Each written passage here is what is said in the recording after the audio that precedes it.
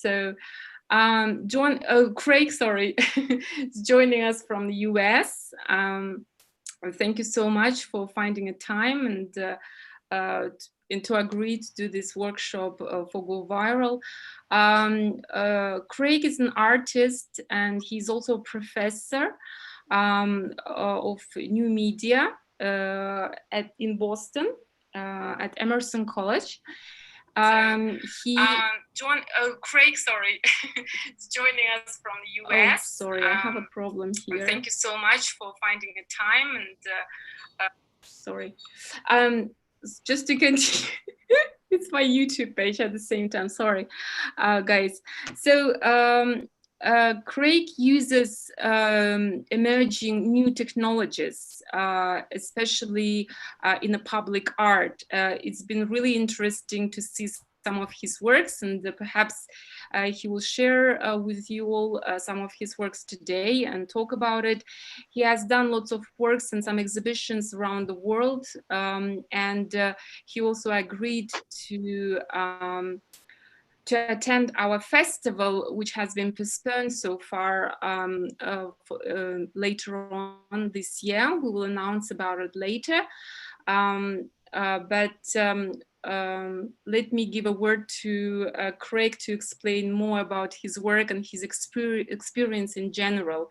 So Craig, please carry on. Okay, good morning, and thank you, Alexander and Gahauer. I really appreciate being invited, and thank you all for joining this morning.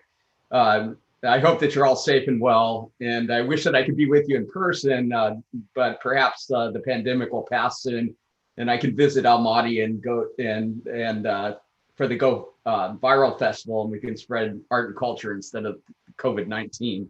Shall I go ahead and share my screen? Yeah.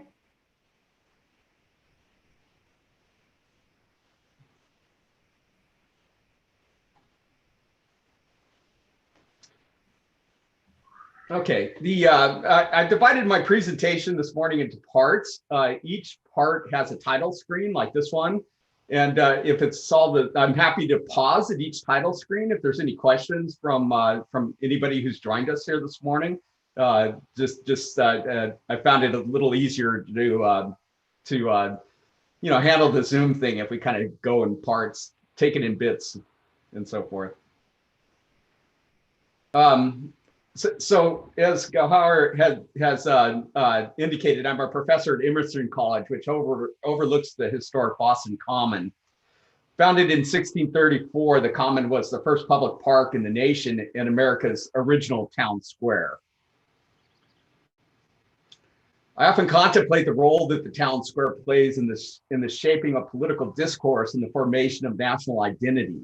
As an artist, I'm exploring how traditional forms of public art, such as monuments and memorials, might change in a mobile network culture. The public square is where individual identity is transformed into collective action and national identity. This is why monuments and memorials are most often located in public squares. Throughout history, political uprisings are also born in the public square. However, today the physical co-location is now augmented and supported by social media and mobile networks.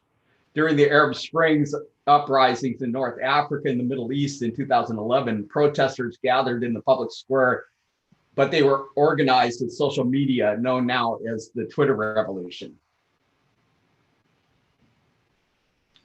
So how's everybody doing? Are we doing okay? Just a thumbs up or something or if you have questions, feel free to unmute and there you go, thumbs up, thank you. Appreciate it. There is only one problem with someone joining from Galaxy Grand Prime. I don't know who is that person is, but looks like that person cannot hear. It looks like there's some messages coming over in chat too. Gahauer, yes, if you can monitor that, and if people ask questions, I will. Yes, no we can continue. Wonderful. Okay. In 2010, a group of artists working with emergent forms of augmented reality as interventionist public art founded an international artist collective named Manifest.ar. Perhaps you've read about it. It is now the artist, not the curator, who decides which artworks can be placed where. We saw this medium as a way of transforming public space and institutions by responding to and overlaying the configuration of located physical meaning. The group was formed after the groundbreaking uninvited augmented reality intervention at the Museum of Modern Art in New York City in the fall of 2010.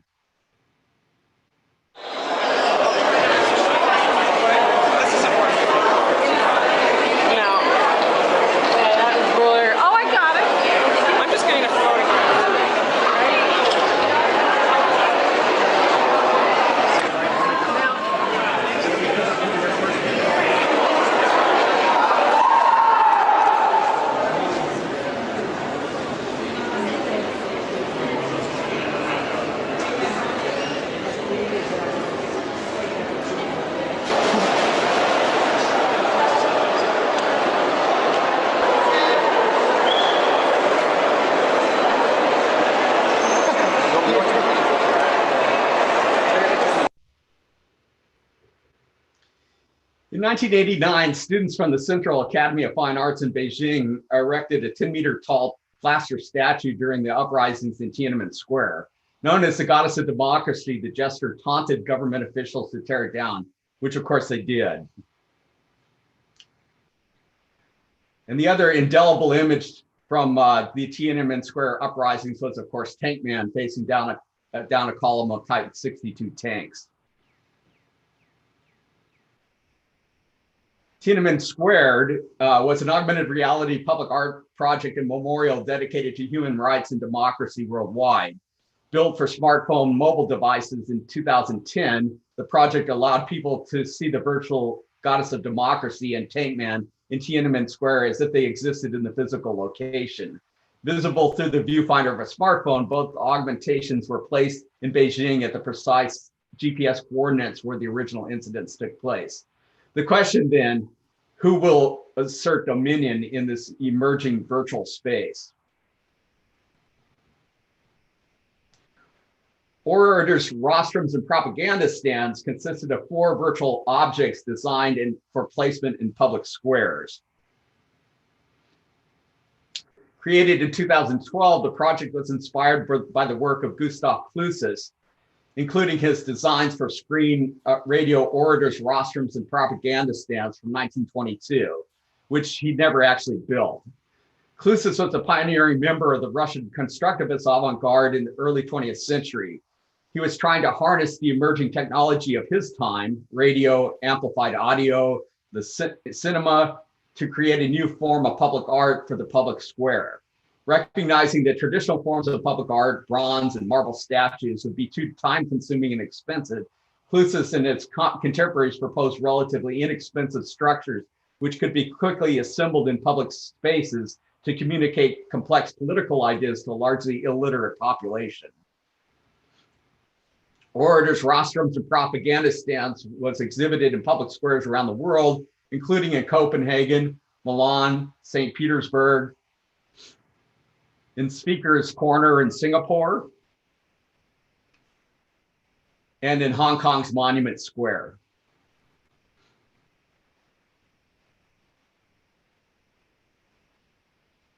So how are we doing? I guess fine. Yeah. Any questions or comments from chat? There's thumbs up. I'd like to see the thumbs up. Thank you. Okay. So I wanted to talk a little bit about the difference between virtual reality and augmented reality. Virtual reality is a computer-generated 3D environment that is presented to the user in such a way that she suspends disbelief and accepts it as real. It is typically assumed that the user is isolated from the surrounding world by some sort of headset viewing system.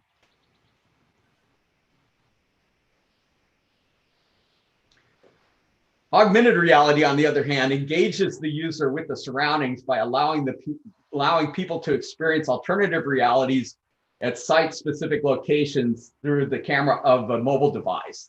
The technology uses location detection technology to superimpose virtual objects, people, or scenes at precise longitude and latitude coordinates anywhere on Earth, enabling users to immerse themselves in the virtual reality as if it existed at that physical location.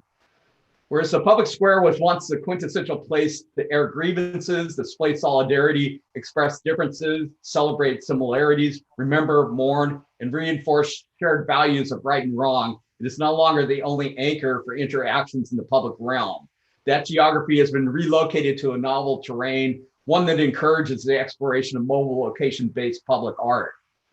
Moreover, public space is now truly open as artworks can be placed anywhere in the world without the prior permission of curators, museum directors, civic authorities, or government officials, with profound implications for art in the public sphere and the discourse that surrounds it. How are we doing? I really want to encourage some kind of feedback and comment interaction with the group. So any thoughts?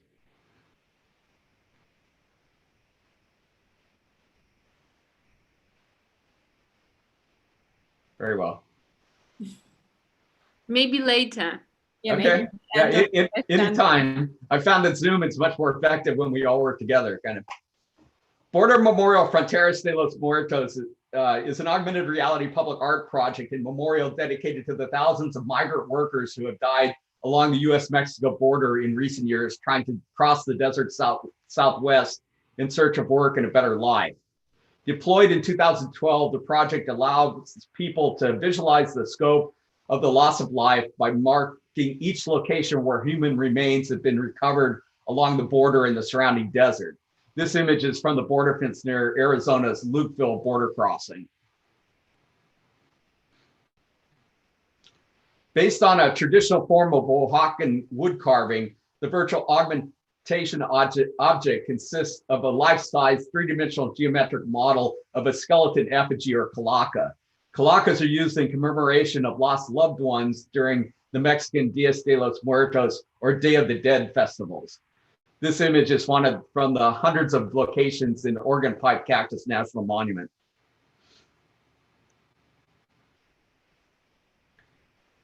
The project makes use of data collected by the Pima County Medical Examiner's Office. Every time human remains are recovered, the GPS location is recorded along with any other details and collected into a vast database made up of thousands of individual data points. When I first acquired the data, I dropped it into Google Earth to visualize the scope of the project.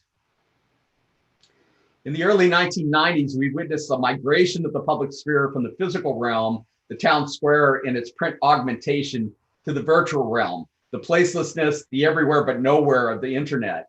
In effect, the global digital network has facilitated the emergence of a new virtual space, which corresponds to the physical geography around us.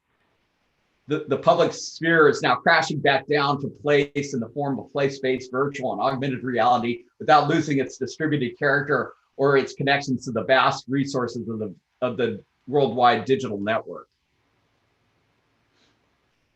People are on the move around the world.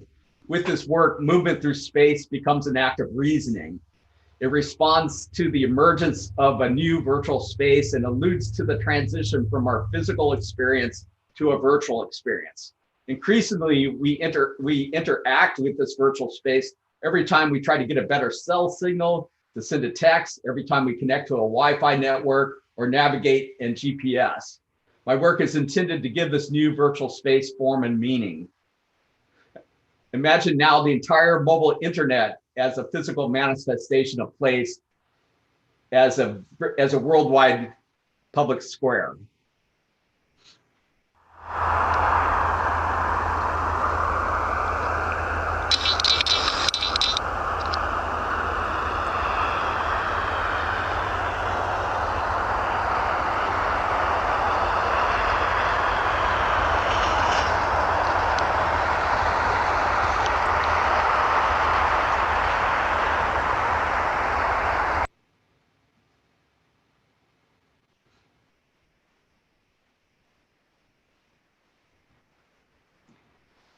Photogrammetry is a technology used to create 3D models from the real world.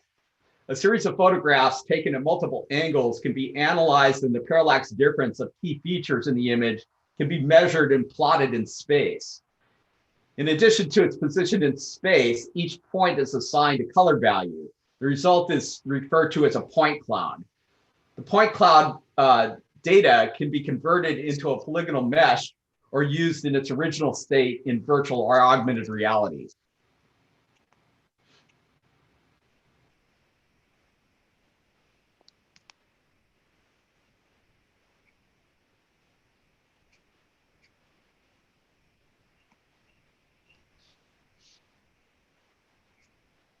So I want to unpack that a little bit, just to show you a little bit under the hood about how I make work and how it's done in a kind of technical sense.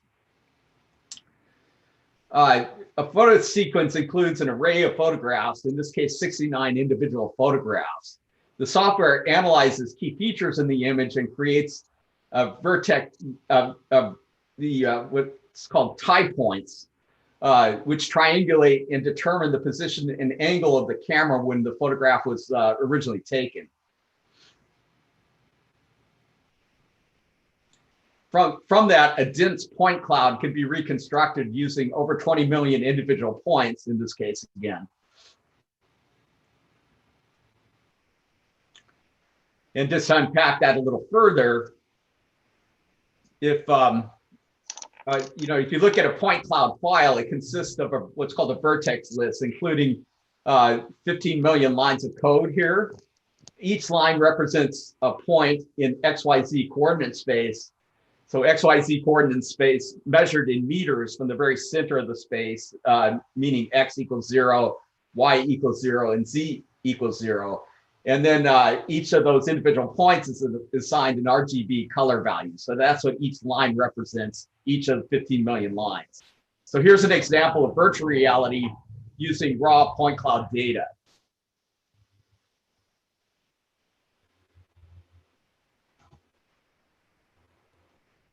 我就搬到这里来了。现在那边楼上住，我爷爷以前解放前就在那个对面那里卖副食、卖烟呢，卖什么？啊，那就当时那是哪一年的？大概是？那我就不清楚了，那要对那解放前吧。哦，那解放后你们就搬进来了吗？对，解放后。那你们是怎么搬进来的呢？是房子是？房子就是以前我们是两处的房子不在一起，后来居委会的主任看见我们家人多了，就把我们两处的房子挑了一出来。So you can imagine though that data set is quite large. And it would be impossible to deliver on a mobile device over a mobile network. So for our augmented reality, the point cloud is converted into a polygonal model, meaning each of the points are connected into triangular surfaces.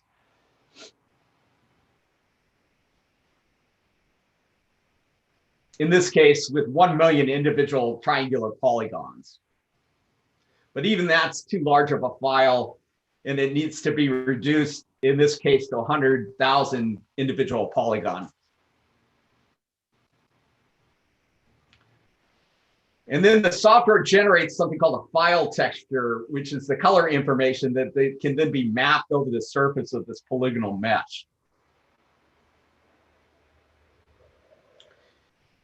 And the result is an augmented reality ready low polygon model with hardware texturing.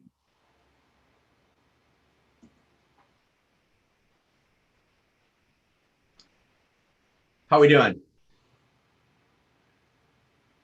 Thoughts or comments? We like it so far. Okay. No comments from that says it's fascinating. Oh, good. Okay. So I think it's interesting. We might have questions later, I guess. So sounds good. I'll continue to pause if something comes up. So let me talk now about there's essentially 3 different kind of types of augmented reality that's kind of worth talking about. The first is the most common. It's called marker tracking, or in this case, image tracking augmented reality, where the augmentation is tracked to an image or a marker, and so this was from the Everywhere But Nowhere exhibition at the LA Arts District Gallery in 2017. Secondly, and most interesting to me, though, as a public artist, is geolocated augmented reality, which uses the location detection technology to superimpose virtual objects, people, or scenes at precise longitudes and latitude coordinates anywhere on Earth, enabling the user to immerse themselves in the virtual reality as if it existed at that location. And this was from the virtual US-Mexico border at the Screen City Biennial in 2017 in Stavanger, Norway. Most recently, however, is in the most recent innovation in augmented reality makes use of the new mobile device's capability of spatial awareness and plane detection. And this is from Fossil Fueled, an augmented reality art exhibition on the Greenway in downtown Boston during the summer of 2019. And so just to explain that a little further, the most recent cell phones have the ability to be aware of the space around it. And so it's constantly kind of building an invisible virtual model of its surroundings and looking for key features like the ground or a tabletop, and then it can anchor the augmented reality to those key features. So again, just to kind of delve a little bit more into the theory, I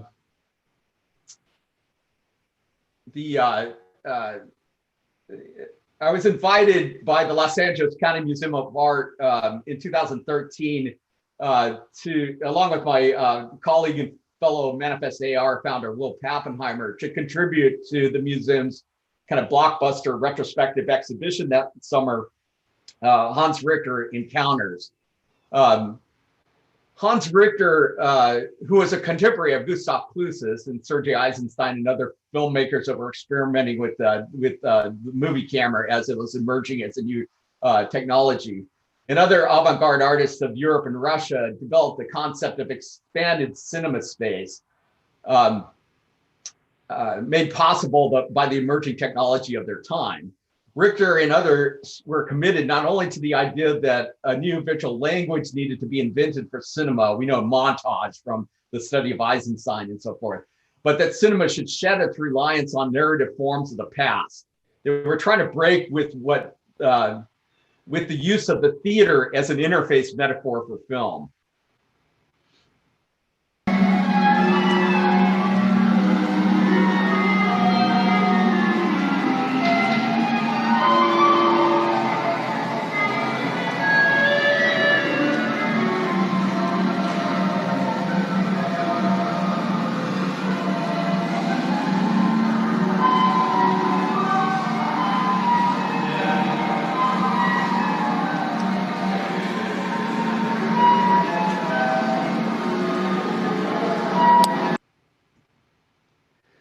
Early film was most often made by setting up actors in front of a camera as if to make a play. And the film that was then projected on a screen in front of an audience as if the screen was a stage. Many of the principles of the 20th century avant-garde relating to the need to invent a new visual language stuck, and in fact form the basis of construction of meaning in contemporary cinema. Montage is so commonplace now that it mostly goes unnoticed, but in 1929, it was quite literally revolutionary. However, the notion of expanded cinema space, a space that envelops and immerses the audience, has gone largely unrealized, but will perhaps find its expression in virtual and augmented reality.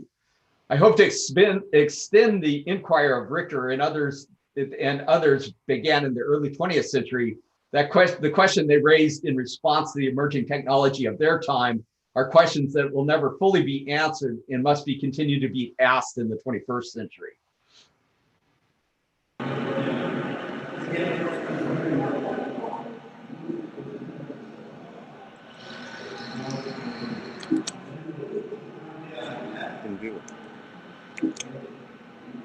And share.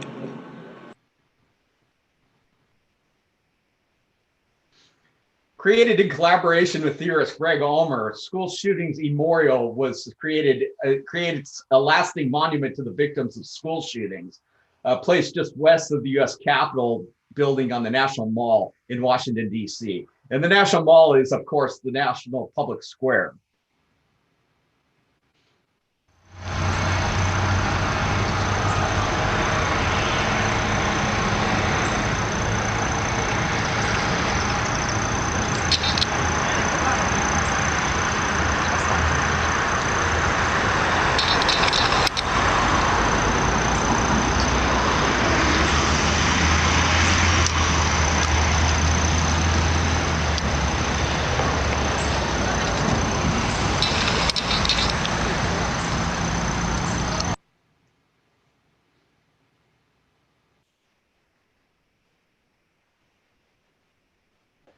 From my earliest work in geolocated augmented reality, I've been experimenting with the metaphor of portals. MetroNext was originally strictly virtual, modeled from direct observation of a vintage New York City subway station. The idea was to create a portal to a new reality, which would transport people symbolically from Philadelphia to cities around the world. In this case, Lausanne, Switzerland, where another MetroNext station could be found. In 2014, I was offered the opportunity to fabricate a physical MetroNext station placed in Grand Central Station in New York City. So this was actually built in physical space.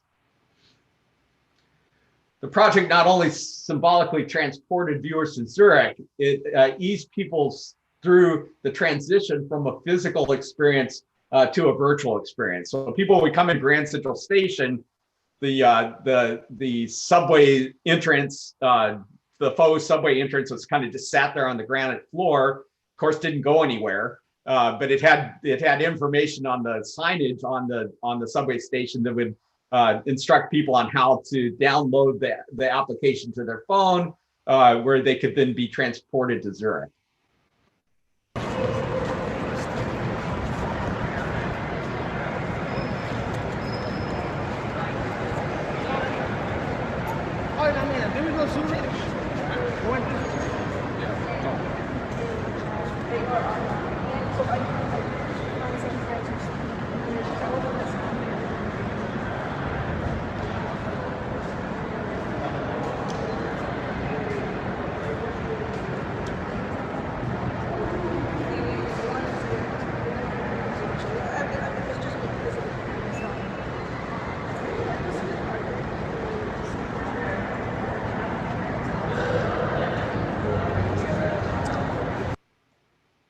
And here's virtual Zurich in Grand Central Station.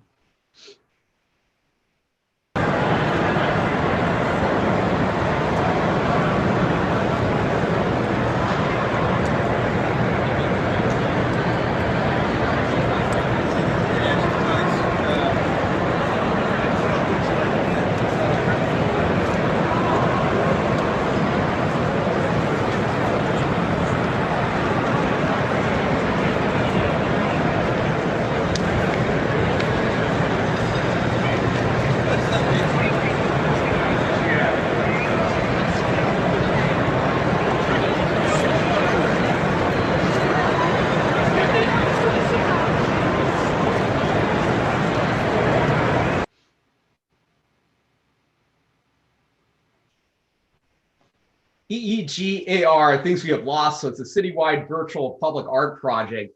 People were selected at random in the streets of the city and simply asked, "What have you lost?" The location was recorded and a series of virtual lost objects were created based on the response given. The audience could tour the city looking for people's lost things. The first version took place in Liverpool, England, with versions in Coimbra, Portugal, as well as Los Angeles.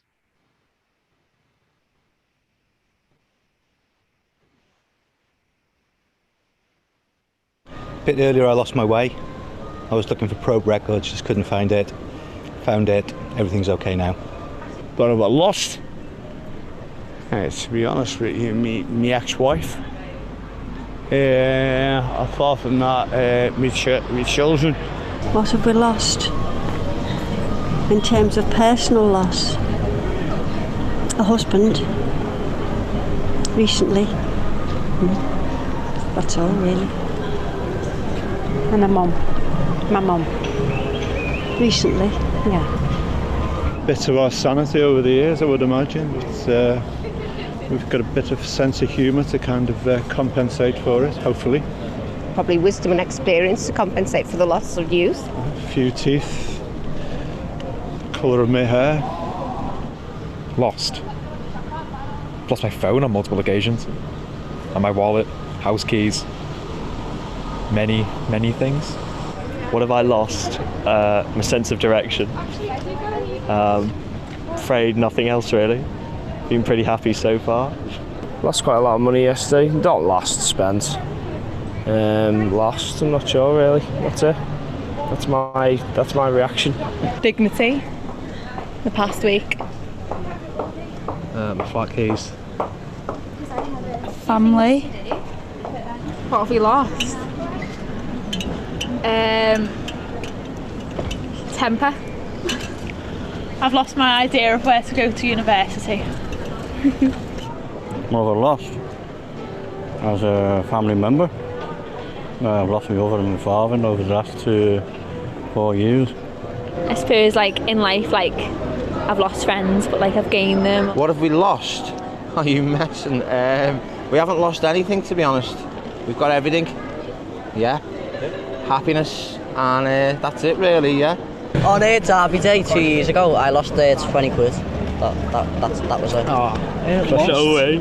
Crushing. That's the only thing I've ever lost. What have I lost? The biggest possession in my life. My ex-wife. What have I lost? In terms of a possession, you mean? Anything? I've lost absolutely nothing. Nothing. I think my phone. Just my phone. That's it. I've lost inhibitions, time. What have I lost? Youth. I've lost youth. What have you lost? I've lost the plot. You know, we rapping off the top, we've lost the plot, that's what we've lost. Yes, you know, we paid the cost to be the bosses, but you know, we're on top, kid. Yeah, you know that we're just lost on Bold Street. Is that okay? So I get that the movies are probably playing poorly over Zoom and on YouTube Live, but most of this stuff you can find online. So the EEGAR Things We've Lost project included virtual avatars of the participants, and then the virtual lost objects, of course, in this case, from left to right, the lost students of Guerrero, the lost red car at Sunset Boulevard, the lost fame at Hollywood and Vine, and lost freedom at Pershing Square. The project also included an experimental performance where visitors were outfitted with EEG reading brainwave sensors and then asked to think deeply about what he or she has lost. Once the software could detect a measurable and consistent pattern, it issued a database call to instantiate a virtual object selected randomly from the database of lost objects from the city. The virtual objects then appeared in front of the participant using augmented reality technology. Oh, where did this come from?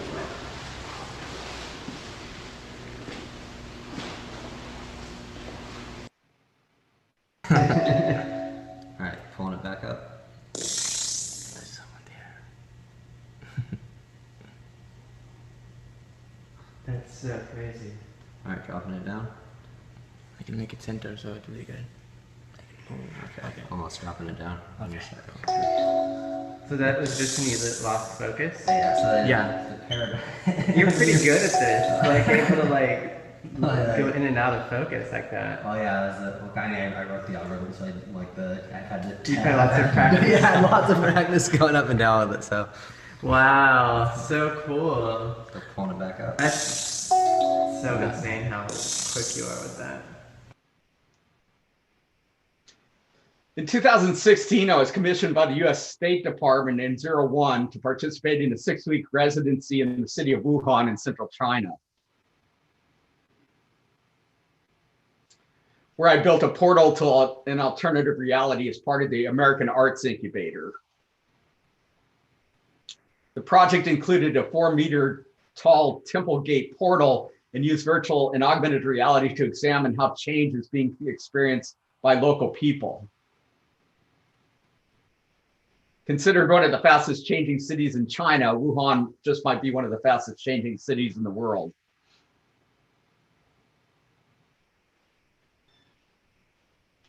Coming Home is an immersive augmented reality public art project and installation distributed across the city of San Francisco. Deployed in 2018 at Proxy in the Hayes Valley, the project examines the income divide, dispossession, and homelessness throughout the city.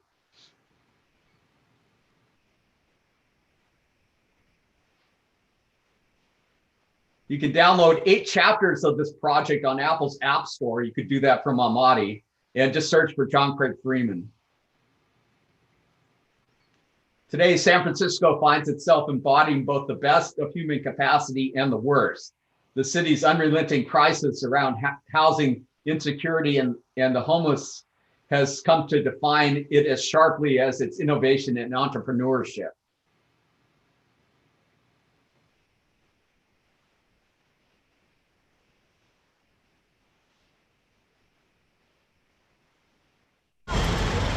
So I grew up with my mom. It was just me and my mom and my younger sister. And as a teenager, my mom got married and she had 2 other kids. You know, she had started building to her family, and it just felt like it wasn't a place for me any longer. There was domestic violence. So the first time they left, I was 14. I learned my no very early. My no about violence and someone being physically or verbally abusive to me. It was something that I didn't tolerate, and I didn't mind being without, you know, a soft bed and food on, you know, and being able to just take care of my personal hygiene. I would rather deal with those challenges than to have someone to physically be abusive. So I left and became a homeless teen, I guess you could say.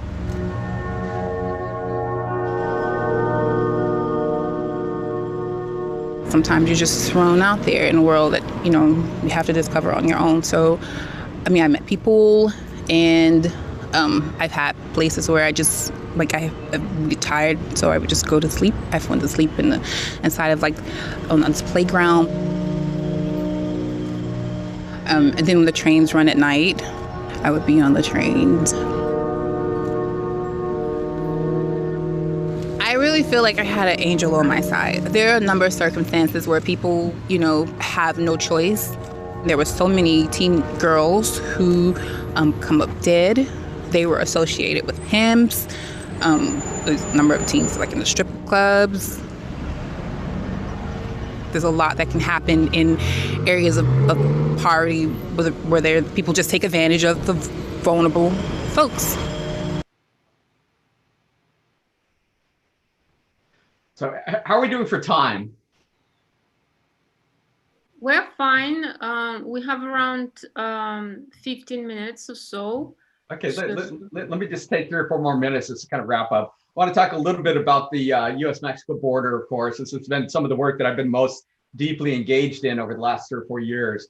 In 2017, I traveled to the US-Mexico border between San Ysidro and Tijuana, where the border fence terminates into the Pacific Ocean.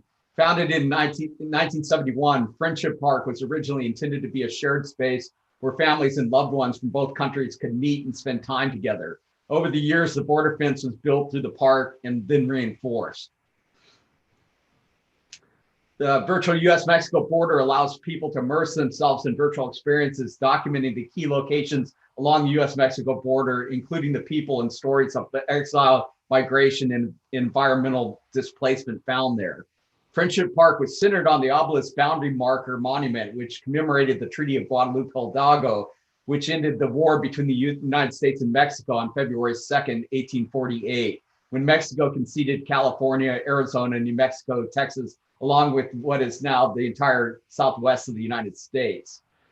The agreement provided that an international border between the 2 countries would be established by a joint US-Mexico boundary survey, and the commission began its work right there at the obelisk.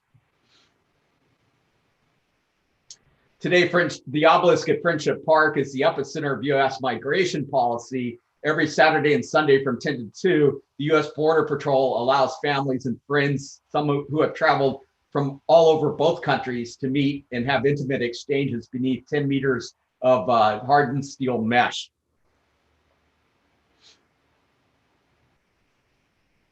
The virtual US-Mexico border project was remastered in high resolution for virtual reality in 2019. And starting with work produced on location at the border between San Ysidro and Tijuana, The project is now being expanded to include work from the Rio Grande River Valley and across the continent. Here in Nogales, Arizona, just last January, before the COVID-19 outbreak.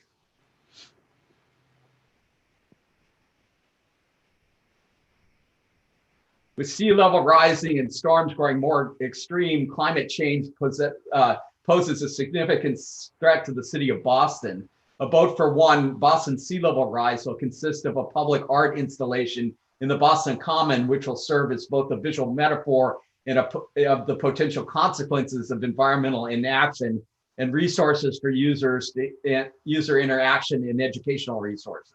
The project will consist of a wooden rowboat mounted atop a 30-foot pylon with a graphic gauge indicating expected sea level rise as a result of global warming based on the most up-to-date climate change science. The physical structure will be surrounded by augmented reality experiences viewable with common mobile phones and tablets. The virtual experiences will be created on location using laser scanning technology of the real world effects of global warming specific to each location, such as displaced communities, economic downturn, and the ruins of buildings and public spaces due to shore erosion. This is known as sea level rise viewer, indicating sea level inundation in Boston with the 10-foot increase, just over 3 meters in global mean sea level rise by the year 2100. Sorry, I should be using the metric system. The sea level gauge that's inscribed into the pylon will be based on scientific data published recently in the Sea Level Rise chapter of the Climate Science Special Report, 4th National Climate Assessment. And then this is a rendering of the physical boat, the physical sculpture on Boston Common.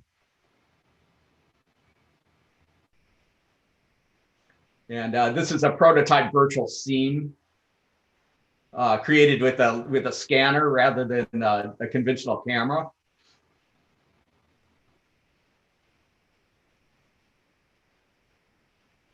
And here's a prototype of the virtual experience.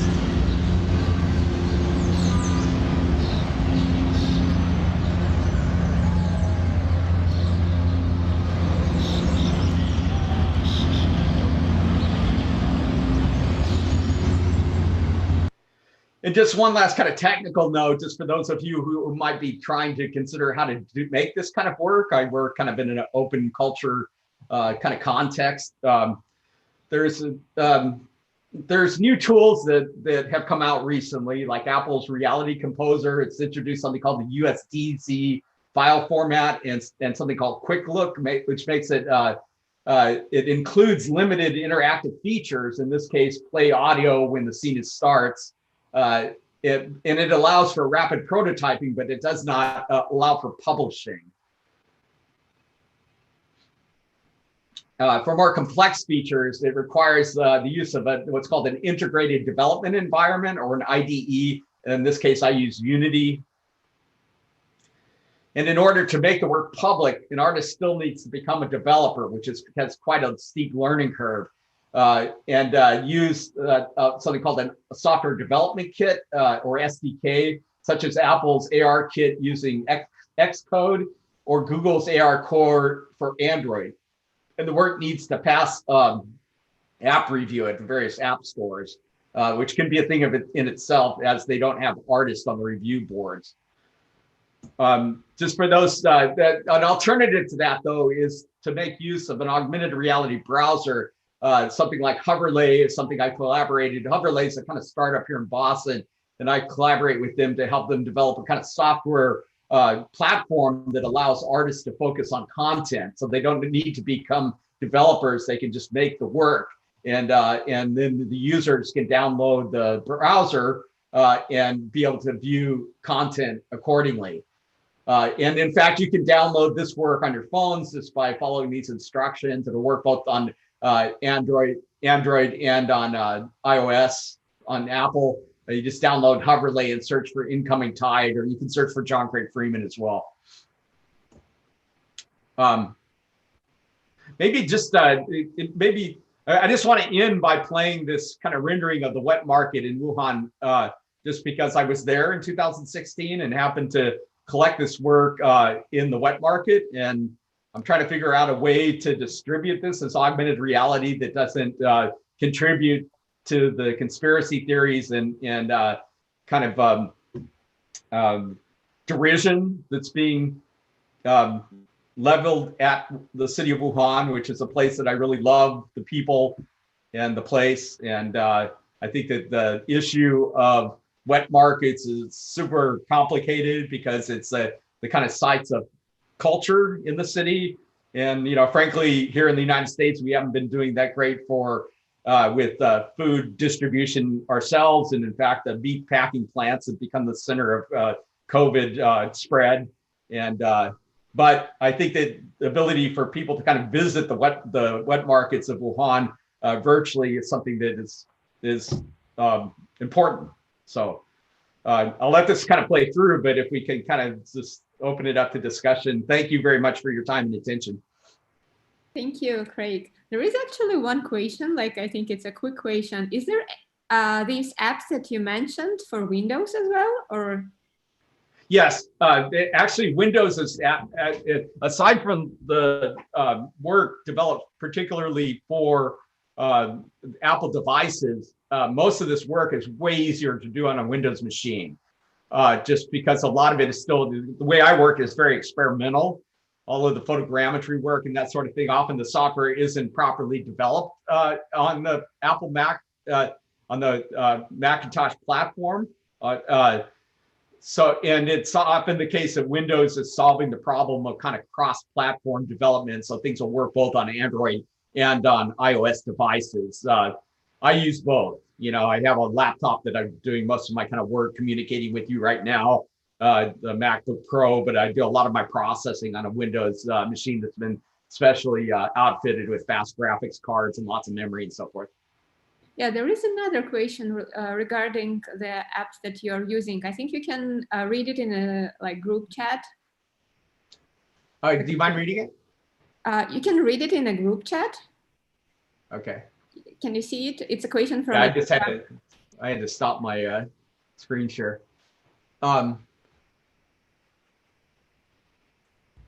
This is the question from Elmira. I don't know if I'm pronouncing it right. Yes, exactly, from Elmira. Would you specify you use custom app to publish the work? How can I use AR fragments for example, what camera you use to shoot? I mean, you know, really, I'm a big believer in making stuff accessible to people. You know, this is really, my interest is in the invention of a new form, not in individual projects in a way. Like, I hope that the work I'm doing contributes in a way to the invention of a new form of art. Pardon? Ой, извините, а вы можете потише сделать, пожалуйста, мьют себя сделать, а то мы все слышим, как вы разговариваете. I'm sorry, you will need to translate that, I think. Someone just unmute himself, I think. Yeah, so okay. Yeah, so you know, like I use a Nikon camera, and most recently I showed you an example of using what's called a Leica LiDAR scanner, where it's kind of a device that you put up on a tripod, and it has a laser that starts spinning around, and then the entire device kind of rotates, and it's pulsing lasers out, and when it bounces, it measures. When it bounces off a surface, it measures the distance it takes for the laser pulse to reflect back onto the device, and it captures the RGB data and that sort of thing. And that can be quite expensive, even at the low end, thousands of dollars just to get a scanner. But this stuff can also be done with a cell phone camera. It just doesn't have to be that hard. The software that I use to do the photogrammetry work is it's called Meta. They just changed the name of it. I'm sorry. Meta. It was PhotoScan. I'll get you the new name here. Just,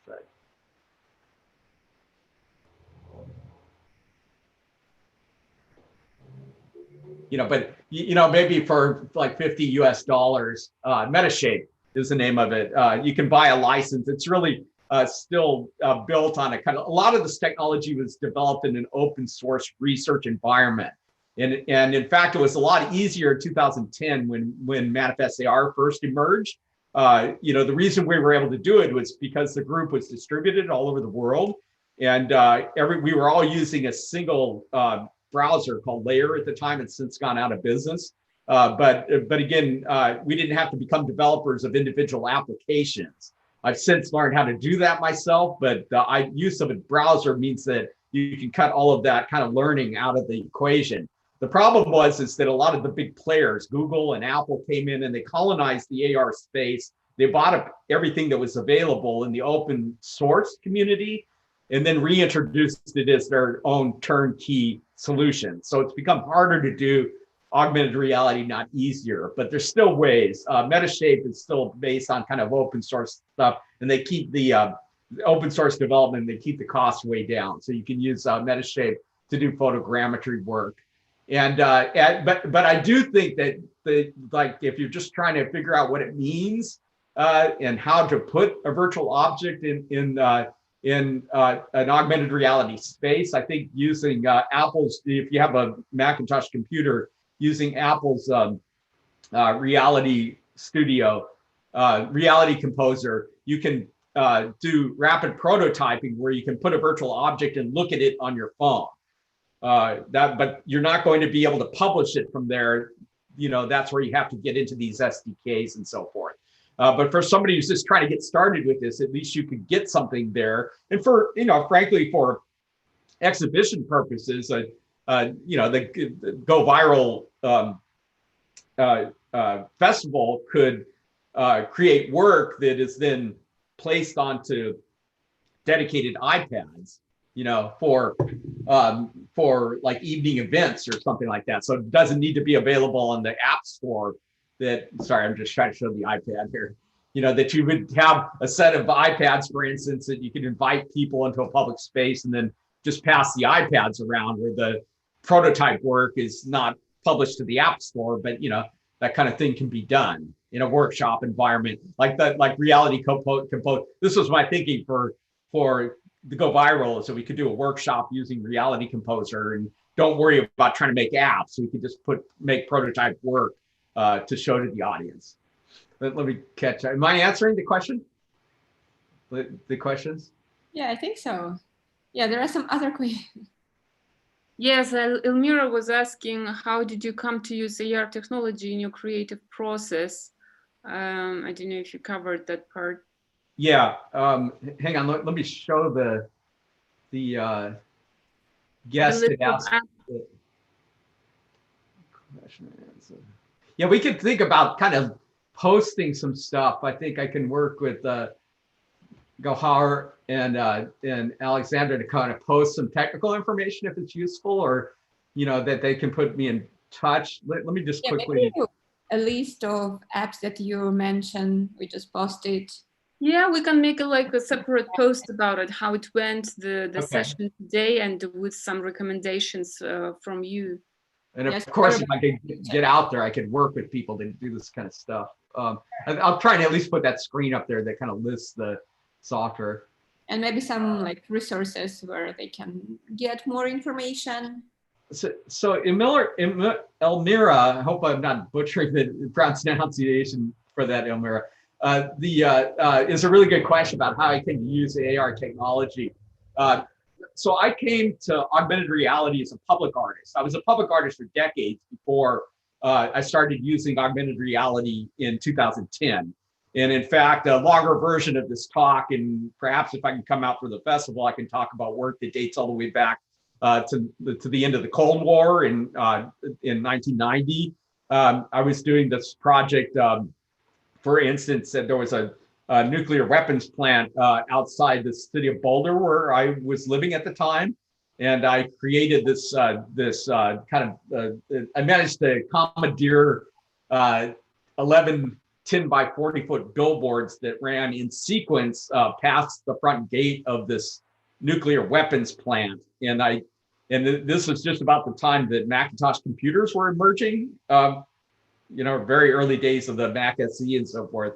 And I used an early Macintosh computer to take images and blow them up to 10 by 40 feet and then print them out in individual sheets on an office laser printer like the ones we use today.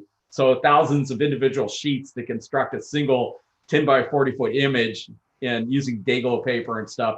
And then there were 11 of them that ran in sequence. And so the point about that was it was an early example of using emerging technology to invent new forms of public art. So augmented reality is just the kind of latest thing I've been interested in.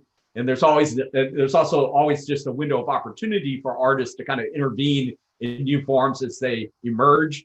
But it's the use of emerging technology to invent new forms of public art is kind of the underlies everything I do.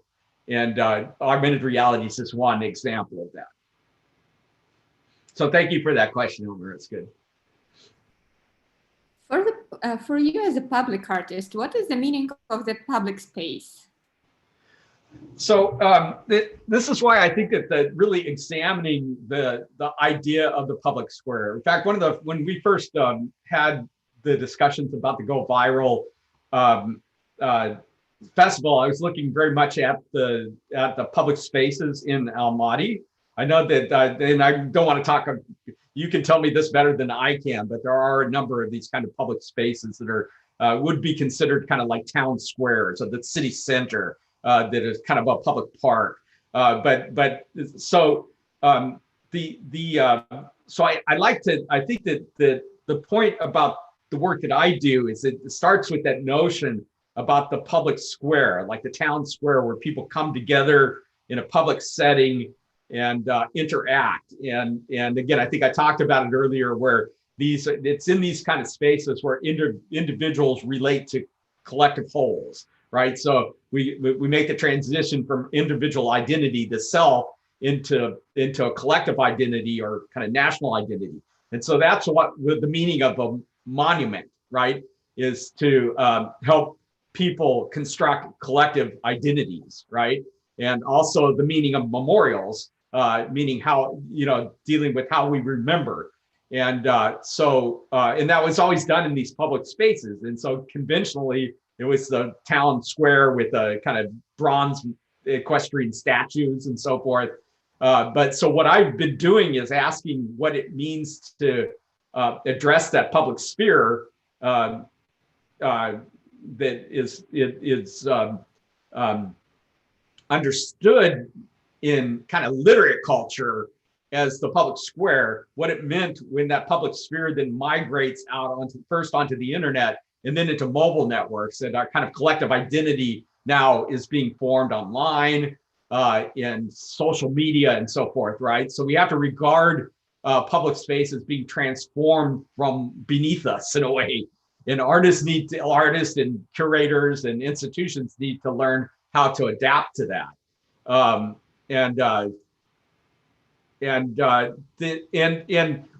of the ways, and so the virtual space is there regardless, right? As an artist, I'm trying to give it form and meaning, but it's something that we have started to transform our consciousness. And I was talking to Gauhar, I'm sorry about the pronunciations, and Alexandra, about this idea, a tangible example of this cognitive shift in spatial terms is being recognized now as a kind of pandemic syndrome, where anytime that you walk outside, you're hyper aware of how close individuals are to you.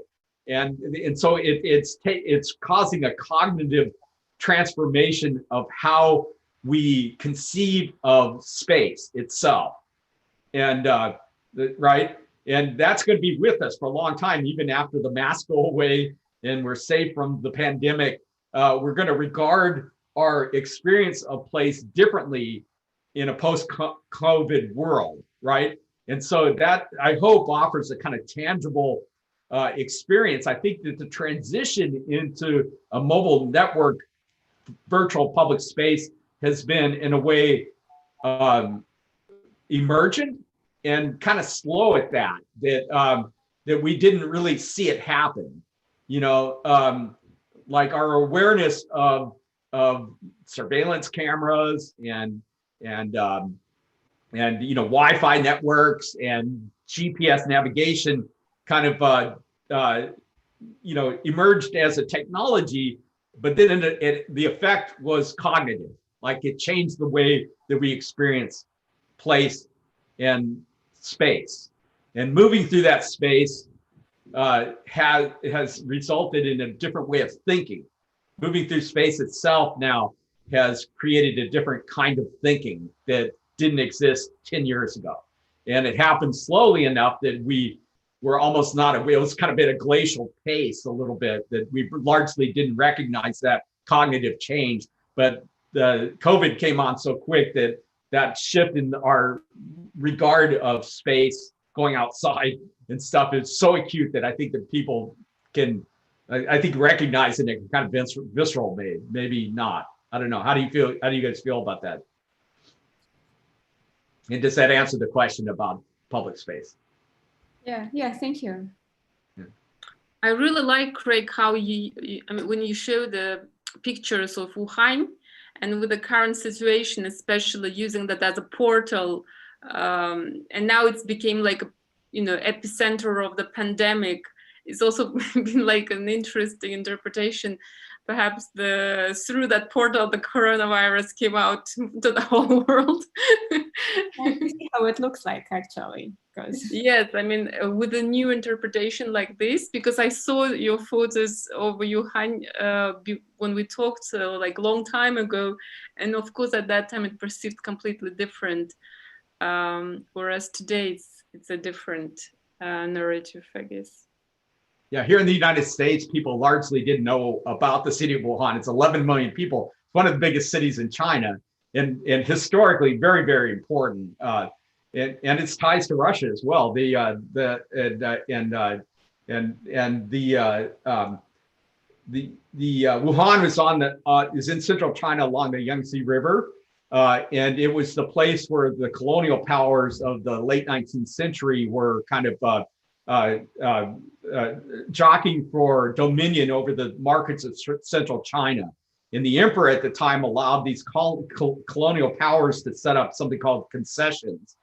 So there are just a few city blocks that were kind of free trade zones for the British had a concession, the Japanese had a concession, the Russians had a concession, and the Americans never had a concession, but they were running gunboats up and down the river. And so historically, it was this really important city for kind of globalization. We think of globalization as being something new. But this history is very interesting. It has these ties all over the world. And so part of what I'm going to try and do with the wet market thing is I understand that that's seductive. Like people are attracted through some sort of morbid fascination about it.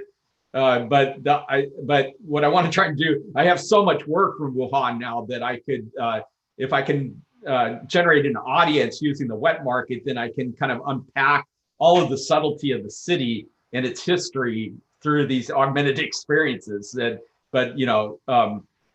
the complexity of it as well. So, and the love for its people and its history. So. Yeah, I think it's very symbolic that it actually happens with a city that was very global in a sense, and that pandemic became very global, and it's like in that particular space and in like during our time. And I mean, now we know the story of Wuhan, right? Like we read some articles and we know what was there and how it was developing actually in recent years as well. Mm-hmm. So it's, right.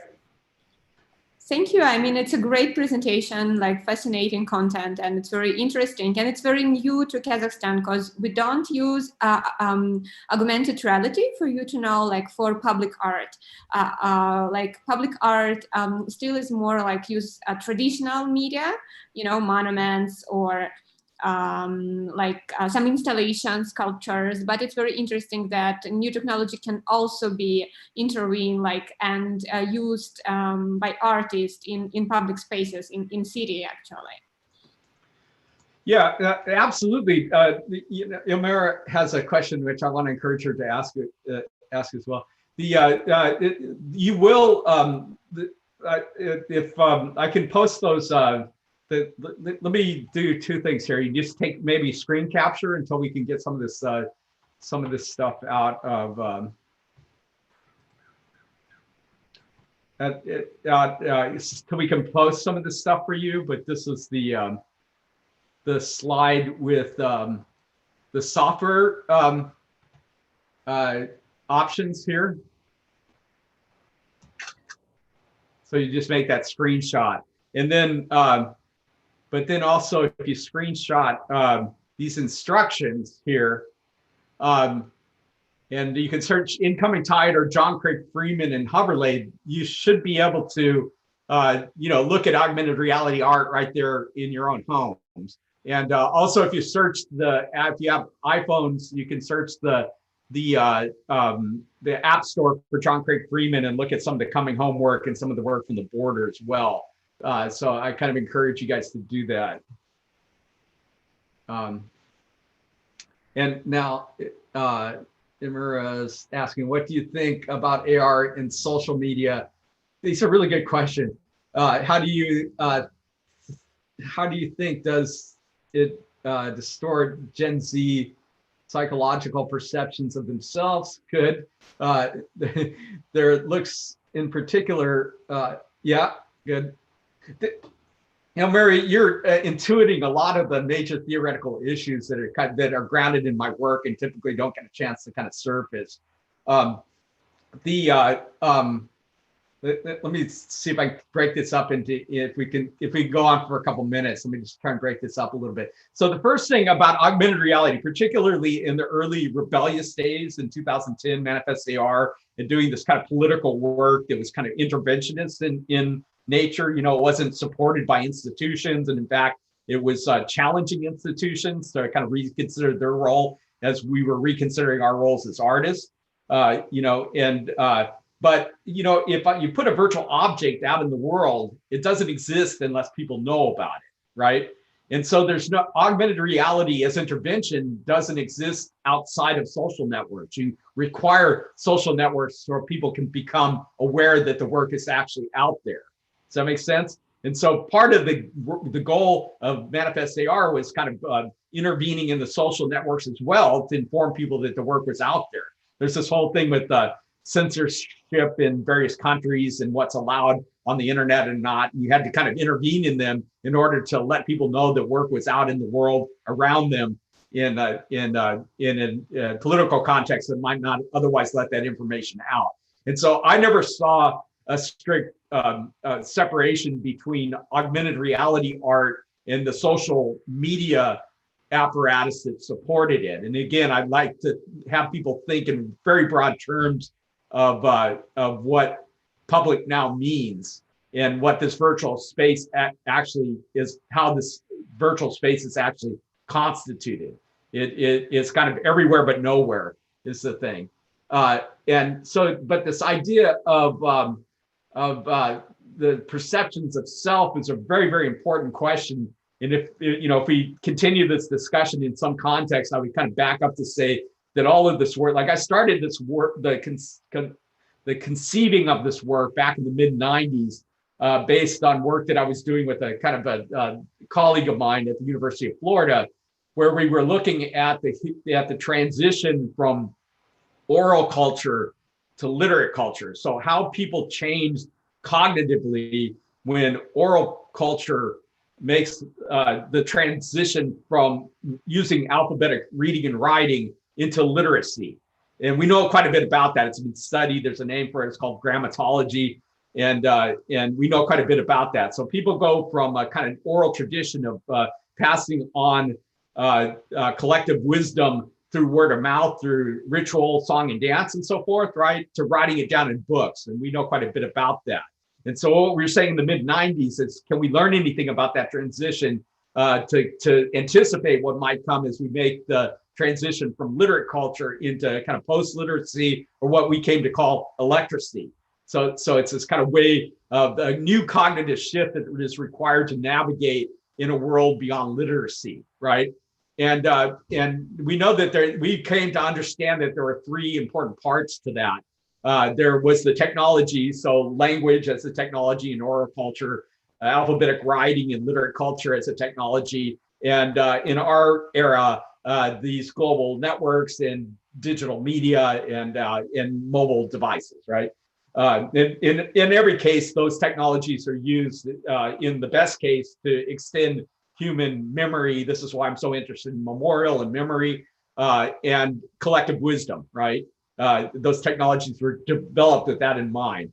But there's also the institutions that make use of those technologies. So you go from religion in oral culture, it doesn't go away, but it's kind of supplanted as a dominant paradigm by schooling in the university system in literacy. So you go from good and evil in oral culture to true and false in literate culture with science and so forth. So the question is what happens in electricity with that institution. But the third thing is this idea of individual identity. And since I'm interested in this transition from individual identity into collective identity as a public artist, the identity is a really important question. And the idea of self didn't even exist in oral culture. It really took the reflection of word on the page to even for the concept of self to even emerge. And that did so in literacy. But what we've seen in electricity is exactly what you're alluding to, Elmira, is this idea of avataric identity. And so we're no longer selves, we're these kind of images of that's fluid, it can change. It's how we our identities that we project into social media. It's our profiles on TikTok and Twitter and all of that. It's how we project our individual identity into these social networks. And so that and avataric is very much it's a good. I always try to keep the value judgment out of this. I'm just trying to understand it. There's always good points and bad points, but the idea of the kind of image. I mean, we don't have a politician in the United States as a president. We have a kind of image, kind of an avatar. He's kind of Trump is a kind of avatar of a politician. He's not a self, and so there we have it. Does that answer your question, Elmira?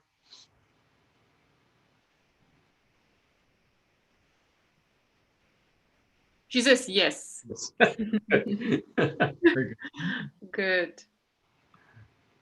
Do we have any other questions? I like that you tell social stories. Wrap up. Yes. Yeah, I'm afraid we're running so over time at this point, but the whole idea of narrative is kind of grounded in this idea of the meaning of place, and so the idea of the place is this kind of complex. Space is a complex, and its meaning is emergent, and it has to include everything of its physical properties as well as its history and the people that came before and so forth. Wuhan's history in the late 19th century is important to COVID now. And these technologies have the capability of doing that, conveying meaning where meaning is constructed, not over time, like it's always been in narrative forms of every narrative form of the past, the epic poem, the theater, film, the novel. It all has a beginning, a middle, and an end. But what's happening now in electricity is the transformation from the construction of meaning over time to the construction of meaning over place. So kind of moving through space as a way of constructing meaning is got huge potential. Yeah, thank you a lot for this presentation. Well, thank you very much, Craig, and for participants as well. Yes, I think we better wrap it up. Well, thank you for your time, Craig, and for this interesting presentation. I think we will follow up and make a separate post anyway, especially with some of the recommendations that you showed us later, what sort of programs to use, etc. So we will gather that as well from you. Right, and will you send me the YouTube? I'm assuming you're gonna archive the YouTube live there is video recording? streaming on YouTube. Yes, Yeah, if you send me that link, that'd be great. I don't think I'd know that link. As well. Yeah, I think it will be quite. Share the link. Thank you all, and thanks for the great questions. Right. And I hope to meet you one day. I hope to meet you all one day. Be safe and well. Hopefully. Yeah. Be safe as well. Thank you a lot. Okay. All right then.